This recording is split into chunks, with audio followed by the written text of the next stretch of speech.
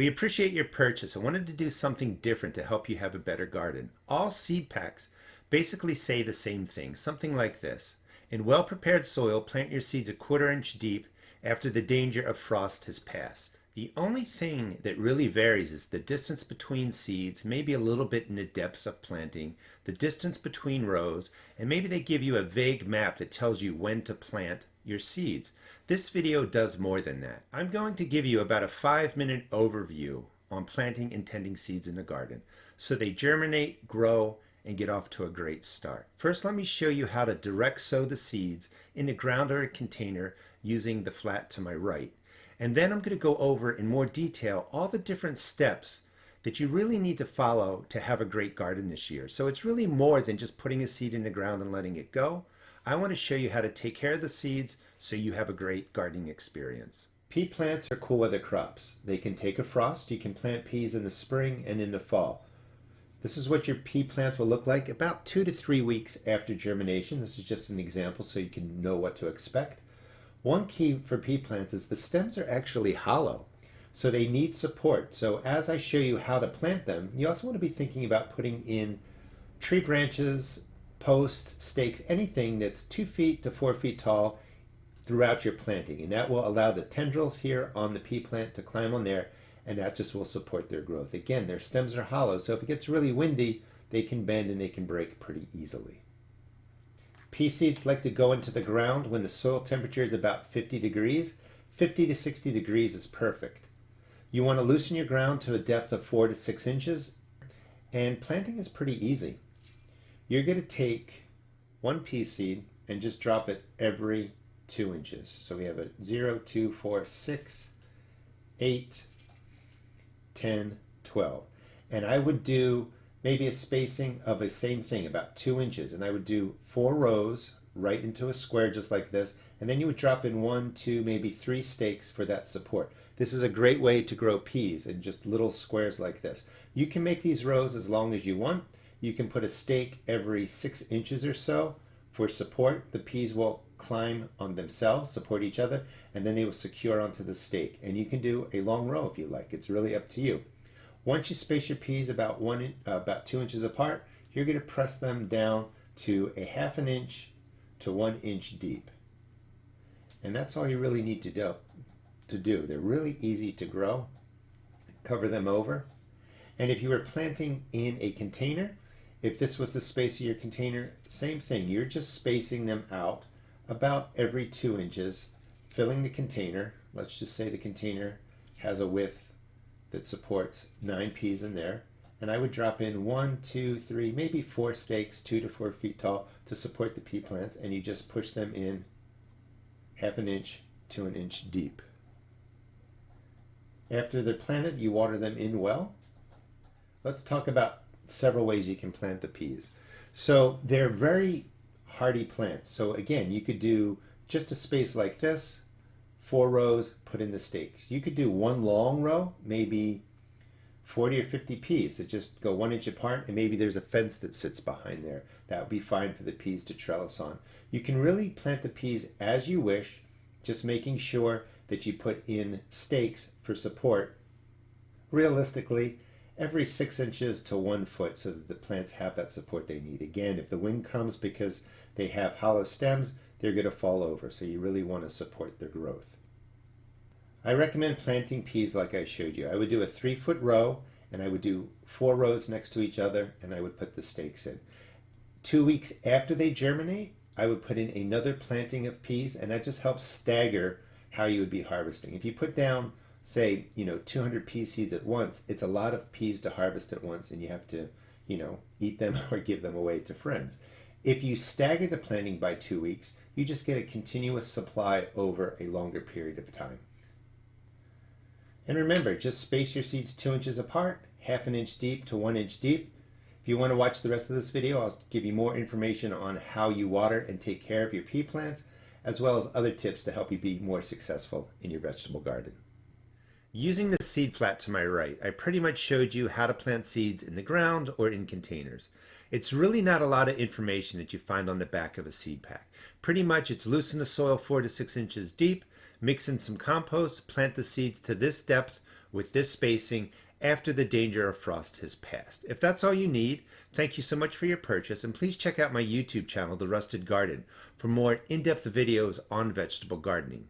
If you want to stick around for about 5 more minutes, I want to go over the information that I would have found most valuable when I first started vegetable gardening. I want to talk about frost dates and soil temperatures, basic watering and fertilizing, and basic information on starting your seeds indoors. You may want to start some seeds indoors, grow transplants, and get them out into the ground. I think this information will help you be extremely successful in your vegetable garden. Frost dates are really important because they really tell you when you can start your garden. Cool weather crops love the cooler weather. They can take a frost. Your warm weather crops cannot take a frost. They're tender, so if a frost comes, it's going to kill them off. And if you're lucky enough, you can grow the cool weather crops again in the fall.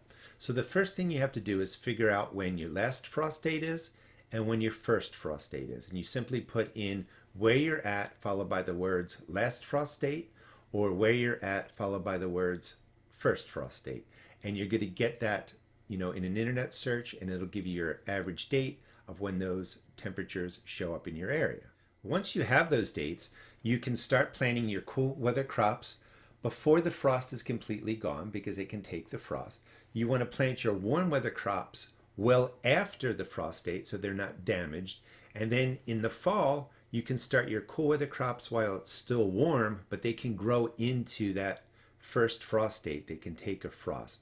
So the frost dates are really going to give you an idea of how to plant your garden. So I know it gets confusing. So the short version is cool crops in the spring when frost is still around, warm crops later spring and summer when frost is gone, and then you can plant the cool crops again in the fall when the frost is returning. So now let's talk about soil temperature and how that affects your cool crops and your warm crops. Soil temperature can be confusing, but it's really important. And we're just talking about the top 4 inches of the soil. That's where you're going to plant your seeds, and you want the right soil temperature so that your seeds are germinating in anywhere from 5, to 10 days. If you put seeds into the ground when it's too cold, when they're put in the ground at a temperature they don't like, they're going to sit there. And if they're sitting there 2 weeks or 3 weeks, there's a greater risk for them to get a mold or a fungus, or to basically just rot and die. So timing is really, really important. Your cool weather crops like soil temperature that's 40 or 50 degrees. Your warm weather crops like soil temperature that's in the upper 60s, 70 degrees. How do you figure that out? Again, you don't have to go measure the soil temperature, and there's no place to look it up online. You're just looking for the nights to start warming up. So early spring, later winter, when the temperatures at night are getting into the 40 or 50 degrees, you're getting 50, 60 degree days with some rain. That's what's going to warm up the soil to that 40, 50 degrees Fahrenheit for your cool weather crop seeds. Same thing for the warm weather crops. As you get into spring or later spring, when the nights are getting into the 50s and 60 degrees, the day temperatures are getting into the 70s, you're getting warmer rains. That top 4 inches is going to get up to 60, 70 degrees Fahrenheit. Perfect time to plant your warm weather crop seeds. And you can just look at a historical weather map and just see, when the nights are beginning to warm up and the days are beginning to warm up. Now, why is this important? If you put a pea seed, for instance, into the ground when the soil temperature is in the upper 30s or 40s, the pea seed may sit there. It's not going to germinate. They're really susceptible to fungus and molds, and they're going to die off.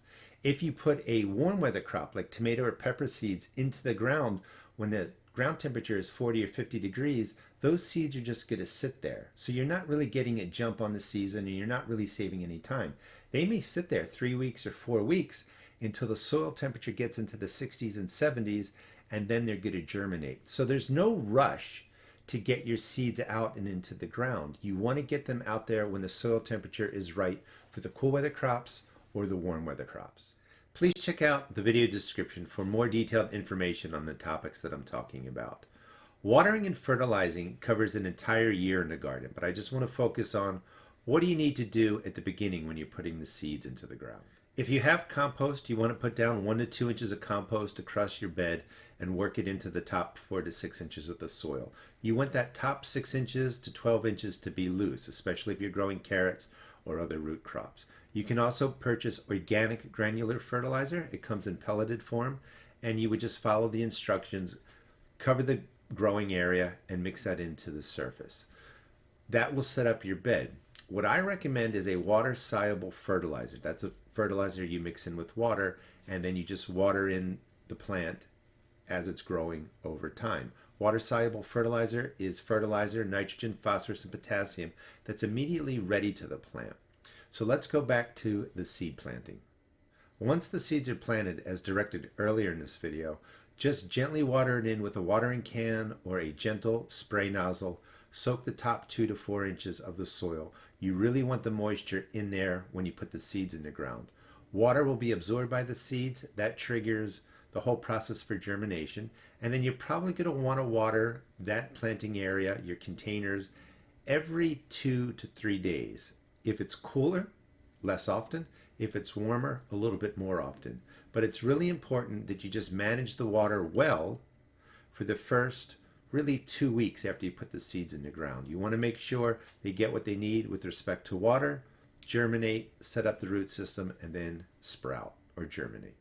Seeds will live off of the nitrogen, phosphorus, and potassium that are already in the ground when they germinate, and they also live off the seed coat. So about 2 weeks after germination, you can mix any water-soluble fertilizer into your gallon watering can and just give your plants a drink. After that, about once a month, give them some water-soluble fertilizer, and that will keep your seed starch growing well, and that will help establish wonderful plants for the rest of the season. And again, just to review, water your newly planted seeds every 2 to 3 days based on temperature, and then after they germinate, water your seedlings in about 2 weeks with a water-soluble fertilizer, and then once a month thereafter. Thanks so much for your seed purchase. The biggest reason people start plants indoors is because they have a shorter growing season and they're trying to get the plants to grow 4 weeks, 6 weeks, 8 weeks, even 10 weeks indoors. So they put a more mature plant outdoors, and therefore the plant matures more quickly and they get a harvest sooner. The biggest issue with starting plants indoors is you have to make sure you start them in large containers so their root systems don't get root bound and coil in the container. And you want to make sure that that transplant is being planted into soil that has the right temperature for the plant. Just because you put a bigger plant out early doesn't mean you're going to get a bigger plant sooner if the soil conditions are wrong. So cool weather crops like to go into soil that's 40, 50 degrees. The warm weather crops like to go into soil that's 60, 70 degrees. So you do have to start indoors with a plan that in 4 weeks, 6 weeks, 8 weeks, they're going to be put out into the ground when the soil temperatures are correct.